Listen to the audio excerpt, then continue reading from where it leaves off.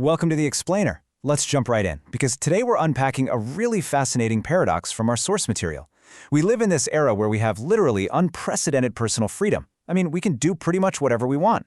Yet collectively, we feel completely alienated and just emotionally burned out. So how exactly did we get here? Well, we're going to explore the structural truths behind human behavior, authority, and what the actual cost of modern rebellion looks like. Okay, let's really dive into this paradox. The text asks this core question: why does our culture's absolute favorite drug, which the author identifies as this constant push to just tear down every boundary in our careers, relationships, and online lives, why does it leave us with total chaos and broken relationships instead of the happiness it promises?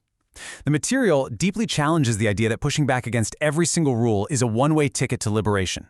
The source drops a pretty heavy claim right out of the gate. It states that opposing order is absolutely not knowledge.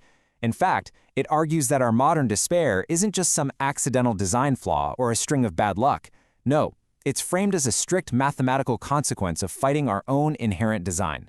Basically, when you strip away the ego, you run smack into these structural truths that our culture is desperately trying to ignore. Which brings us to reality 1, the intellectual illusion. To really grasp this, we have to break down this deeply ingrained cultural idea that being a quote-unquote rebel automatically makes you a sophisticated intellectual. The source calls this the free mind myth. We've been so heavily conditioned to mistake skepticism for sophistication, We're constantly told that opposing historical guidance is the ultimate hallmark of a truly free mind. We kind of look at ancient wisdom and divine law as these outdated relics meant for the weak, while we boldly forge our own path based purely on, our momentary feelings. But the author presents a massive paradigm shift here.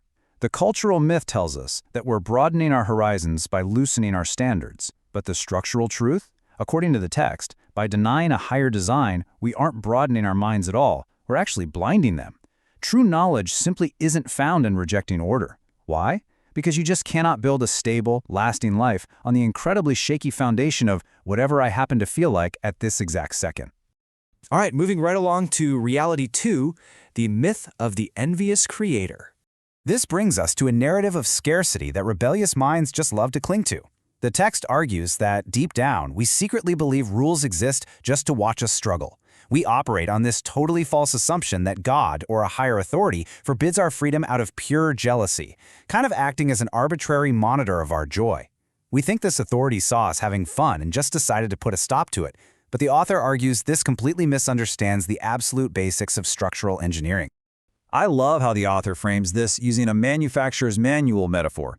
Think about it. When an engineer builds a high-performance machine and sets a thermal threshold, they aren't punishing the machine. They aren't jealous of its speed.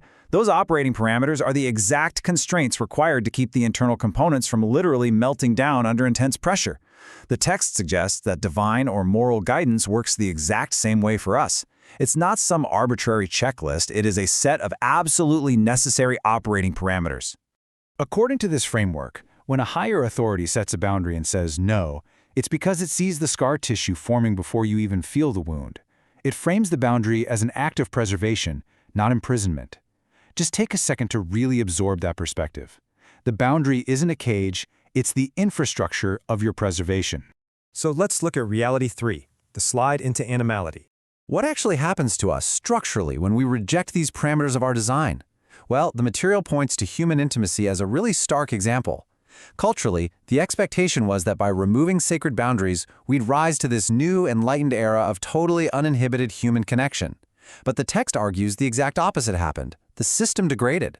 By rejecting this order, we descended into a lower state of animality driven purely by immediate physical impulses. We stripped away our unique capacity for moral reflection and permanent connection. The author paints a pretty devastating picture of this modern reality. Quote, "We swipe, match, consume, and discard, treating people like disposable software updates." Just think about modern dating culture for a second.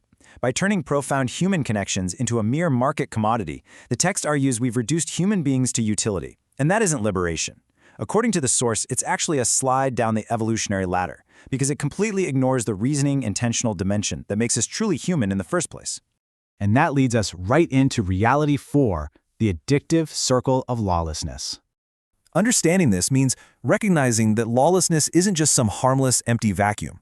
The text defines it as an active, consuming cycle. It starts with this simple inner craving for meaning. And what do? We try to fill that void by grasping for a quick fix of instant forbidden excitement, thinking, oh, this will finally make me happy. But when that mirage inevitably fades, we're just left with bitter disillusionment. And because we feel emptier than before, we desperately repeat that destructive loop, chasing the next digital stimulation spike, just looking for a fix. The author uses this incredibly powerful visual for the ultimate consequence of this loop. Without a structure to guide it, we are just water rushing out of a broken pipe. We might think we're bravely exploring the world, breaking boundaries, living freely, but according to this framework, our structural integrity is actually corroding from the inside out. We're just losing force until we inevitably dry into the dirt. Which brings us to the end. Reality 5, the humbling reality of authority. This is the final reality, and honestly, the one our modern egos probably fight the absolute hardest. The source introduces this concept of humans as dependent, intelligent beings. This is the structural truth that we didn't create ourselves, we do not sustain ourselves, and therefore we cannot safely operate with no law but our own will. The text makes a really fascinating point here. If we were truly independent, well, we'd be gods to ourselves. But since we aren't, real greatness belongs to the design that created reality in the first place, not to us. Because of this, the text completely redefines two core concepts. While society often calls rebellion confidence, the source defines it as arrogantly screaming the loudest against reality. True humility, on the other hand, isn't about blind, fearful submission. No, it's framed as a rational apprehension of what is structurally right. It's about recognizing that there is an intelligence far above our fleeting daily feelings. So, what are the symptoms of ignoring all of this? According to the text, it looks exactly like modern life. Deep confusion and entanglements, quiet desperation, shattered inner peace, and a broken vertical relationship with a creator. But the author's key insight is that these aren't punishments sent from some angry sky. They are simply the natural sounds a human life makes when it tries to run completely outside of its engineering parameters. When you permit lawlessness, it inevitably consumes the very house you built.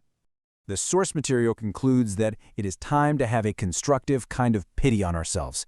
Now, not the kind that makes you a victim, but the kind of profound honesty that allows you to look directly at the wreckage of your life and admit a really hard truth. I have been hurting myself and calling it freedom.